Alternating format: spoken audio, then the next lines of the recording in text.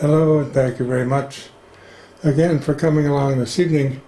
We're going to look this evening at a question of intergenerational responsibility, intergenerational initiatives, and really very inspirational intergenerational action on the part of the younger generation that have moved beyond the kind of greed and malice that they see demonstrated in the current American administration and in the Trump generation. Throughout the economy, throughout public leadership, the greed and malice that has driven public policy in recent years is something they've transcended. And it's really very inspirational when you look at it. So we're going to look at what might well be called the whole question of intergenerational ethics and moving beyond greed and malice. Looking at how parents and children are struggling together for a hopeful future. It's not self-evident that it's going to be hopeful. Parents are supposed to be hopeful in reference to their children and encouraging in their efforts to try to bring things into their lives and future prospects that encourage them to do better than their own parents have done. But the circumstances are not hopeful. In 1992, this was pointed out by Suzuki at the very first World Summit. Heads of state met in Rio de Janeiro in 1992, Rio de Janeiro in Brazil, and made it clear to the world that, in effect, they weren't going to do a whole lot. George H.W. Bush went there, but came back with the famous statement that the American way of life was not up for negotiation. At the same time, Suzuki made a very powerful speech, which you probably have all heard because it's been reproduced every year since. It was so powerful. As a 12-year-old, she made this statement to the world. Hello, I'm Suzuki speaking for ECHO, the Environmental Children's Organization. We're a group of 12 and 13-year-olds trying to make a difference. We've raised all the money to come here ourselves, to come 5,000 miles to tell you adults you must change your ways. Coming up here today, I have no hidden agenda. I am fighting for my future. Losing my future is not like losing an election or a few points on the stock market. I am here to speak for all generations to come. I am here to speak on behalf of the starving children around the world whose cries go unheard. I am here to speak for the countless animals dying across this planet because they have nowhere left to go. I am afraid to breathe the air because I don't know what chemicals are in it. All this is happening before our eyes, and yet we act as if we have all the time we want and all the solutions. I'm only a child, and I don't have all the solutions. But I want you to realize, neither do you. You don't know how to bring back an animal now extinct, and you can't bring back the forest that once grew where there is now a desert. If you don't know how to fix it, please stop breaking it. In my anger, I am not blind, and in my fear, I am not afraid of telling the world how I feel. Do not forget why you are attending these conferences, who you're doing this for. We are your own children. You are deciding what kind of a world we are growing up in. Parents be able to comfort their children by saying, everything's going to be all right. It's not the end of the world, and we're doing the best we can. But I don't think you can say that to us anymore. My dad always says, you are what you do, not what you say. Well, what you do makes me cry at night. You grown-ups say you love us, But I challenge you, please, make your actions reflect your words. Thank you. Well, powerful words from a 12-year-old in 1992. She was born in 1980, right?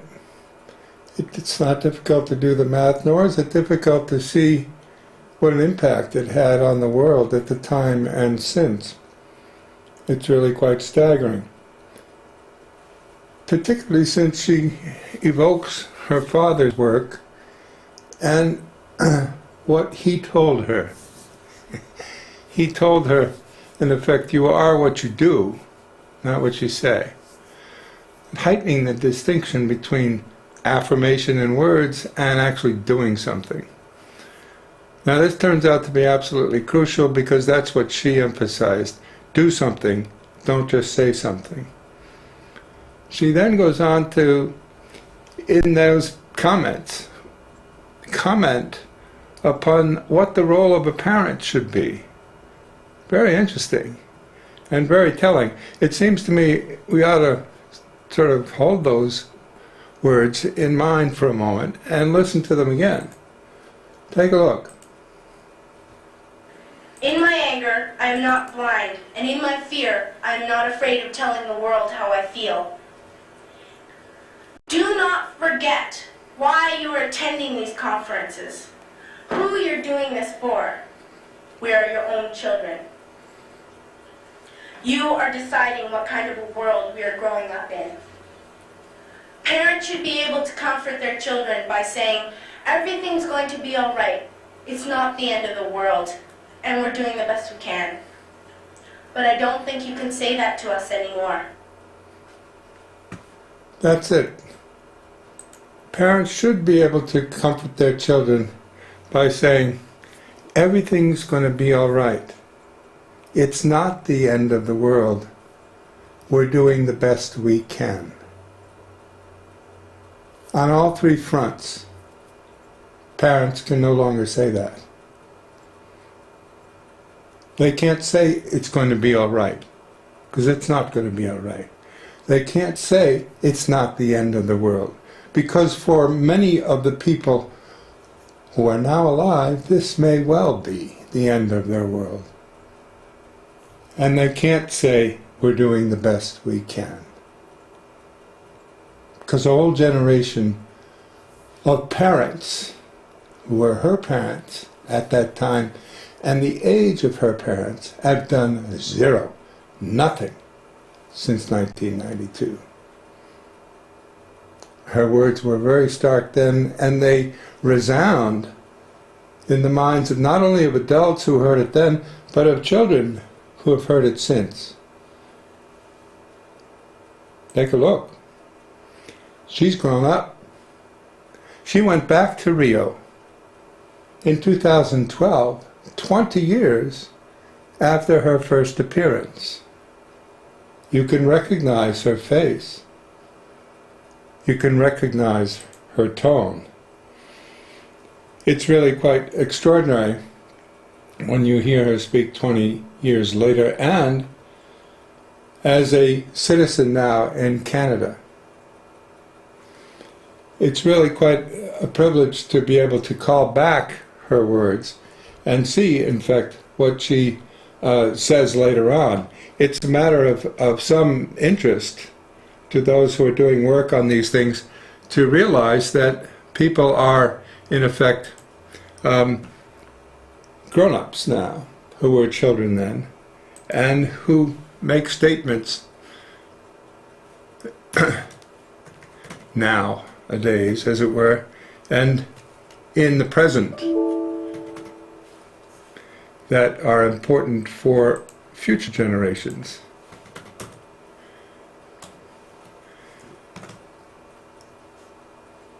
You can call it up from the web because it's in 1992 she made the initial statement, but 2012 that she made subsequent statements.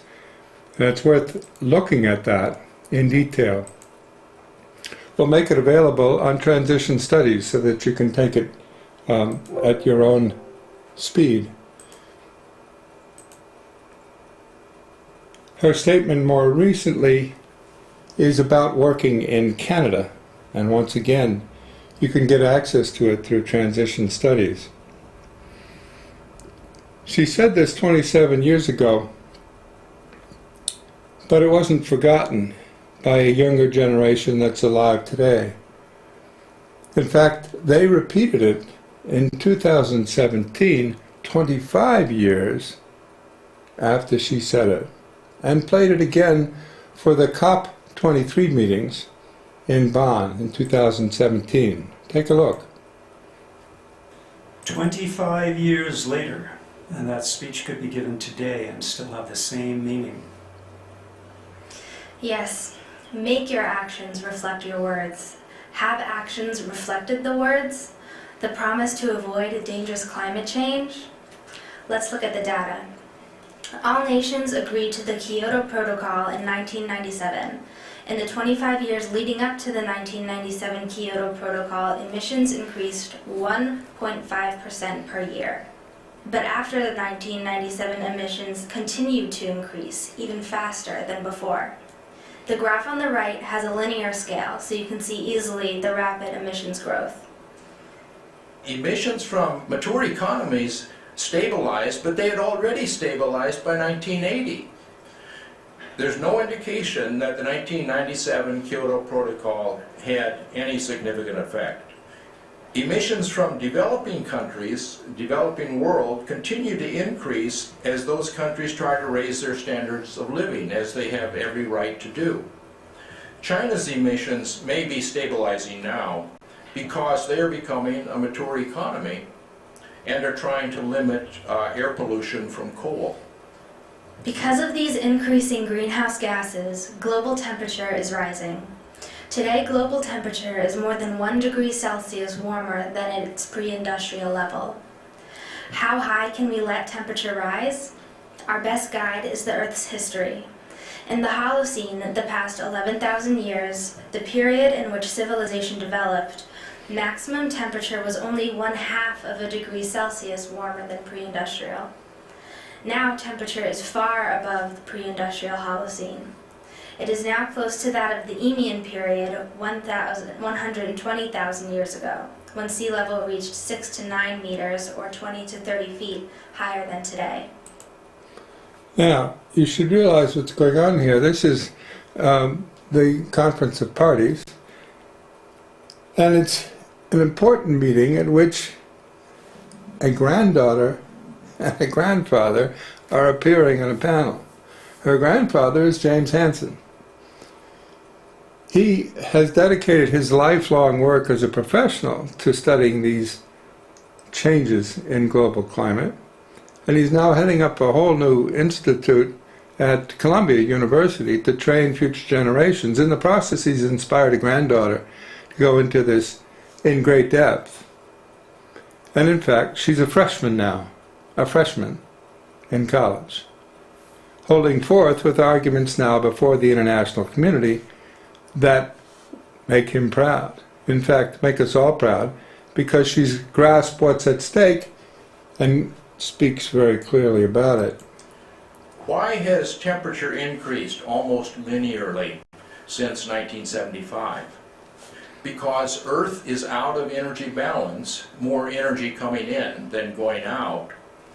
And Earth stays out of balance because since 1975, we have kept adding gases that increase climate forcing about 0.04 watts per meter squared every year, which will be 4 watts in 100 years, which is equivalent to doubled carbon dioxide and 3 degrees Celsius global warming, which would be enough to guarantee disastrous climate change and loss of all coastal cities. So IPCC defined a new scenario, RCP 2.6, which we have shown is approximately equivalent to reducing emissions 3% per year. Such reduced emissions limit global warming to 1.5 degrees Celsius. If we also extract at minimum 100 gigatons of carbon from the air via improved agricultural and forestry practices. I'd like to just say that 1.4 watts per meter squared doesn't sound like much, but Dr. Hansen has equated that in the past to approximately 400,000 Hiroshima-sized nuclear bombs, the heat from that being set off every day, 365 days per year. Now, it's very hard to get your mind around that amount of energy. Multiple Hiroshima-sized bombs every day, every year, being added as heat to the environment. Striking. And it's that data that his granddaughter is now taking forward in a very courageous move, well beyond anything else of her generation, just as Cullis-Suzuki took it forward from her father. Take a look. She makes the argument very strongly to the international community. Adults claim that they're doing something about climate, but look at what a mess they leave for young people. They are not slowing down the climate freight train by 1 iota, not by 1 bit. 25 years after the first Rio Earth Summit, the words that 12-year-old Cullis-Suzuki spoke should still ring in the ears of government officials. But do our governments really hear about her concerns? Or do they care more about deals with the fossil fuel industry? Fears expressed by this young girl are coming true. Species are disappearing. Coral reefs are bleaching. Their life is disappearing. Droughts become stronger and fires are raging, driving refugees and increasing conflict among people. Storms become stronger and floods more devastating. Ice sheets are melting. We debate whether we will lose coastal cities in 150 years, 100 years, or 50 years. And adults wonder why young people have increased anxiety today. Severn spoke directly to the delegates at Rio. A few of them sat up and took notice, but how long did it affect their conscience? More important, did it affect their government's actions? No. If I spoke before the delegates today, I would feel the same fear and anger that she expressed, and more, because I see the hypocrisy of our governments and of our leaders. In truth, for all their posturing, they have accomplished painfully little to avert the onset of catastrophic climate change. Money has been shown to be more important than their children's future. I am afraid and I am angry at the problems that greedy and foolish adults have created. But just as Severn said, in my anger, I am not blind. And in my fear, I am not afraid to tell them all, diplomats, negotiators, leaders of government, banks, and businesses, how I feel. Adults, you say you love us, but I challenge you to make your actions reflect your words, without hesitation, without consideration of profit, instead caring about what is most important, the lives of your children. If you continue to pursue selfish aims, the results will be enormous suffering by your children, and no amount of money will save even the wealthiest of children. Because money is, at its root, a fiction, and it will disappear rapidly in the world that you are leading us toward. I hope that you are listening, and I thank you for letting these words into your heart. Well, that's the hope. She hopes that the adults are listening. And she goes ahead and thanks them for letting the words into our hearts. Well, it's quite an earnest hope, but it's not clear it's sufficient. And she goes on to say she doesn't think it's sufficient. Take a look. I hope that you are listening, and I thank you for letting these words into your heart. However, I must also say that we young people must not rely on only the hopes that you might be listening. Young people are people, and we have rights, and we must fight for them. Along with 20 other young people and my grandfather, I am a plaintiff in a lawsuit filed by Our Children's Trust against President Trump and the United States government for violating our constitutional rights to life, liberty, and property. We still live in a nation of laws, and I believe that our courts will find in our favor and require a government to develop and carry out a plan to reduce fossil fuel emissions. But will it be too late? And there is such a thing as being too late. I encourage more young people to stand up for their rights. Just a few days ago, this group in Minnesota was granted intervenor status as they fought to stop a new tar sands pipeline. These young people are standing up to fight on their own, without money and without a lawyer. Meanwhile, what are adults doing? Making money. Developing the dirtiest carbon on Earth, tar sands, tar shale, and hydrofracking. Leaving a mess for young people to clean up. Leaving a mess for young people to clean up. Well, it's an extraordinary intergenerational team, in this case grandfather and granddaughter, working in a way that the father, David Suzuki, and his daughter Severin Suzuki worked before. That was 2017, though. What's happening now? Well, in 2018, Greta Thunberg in Sweden started a bit of a younger person's revolution of sorts, calling a strike of schools out in front of the Swedish parliament.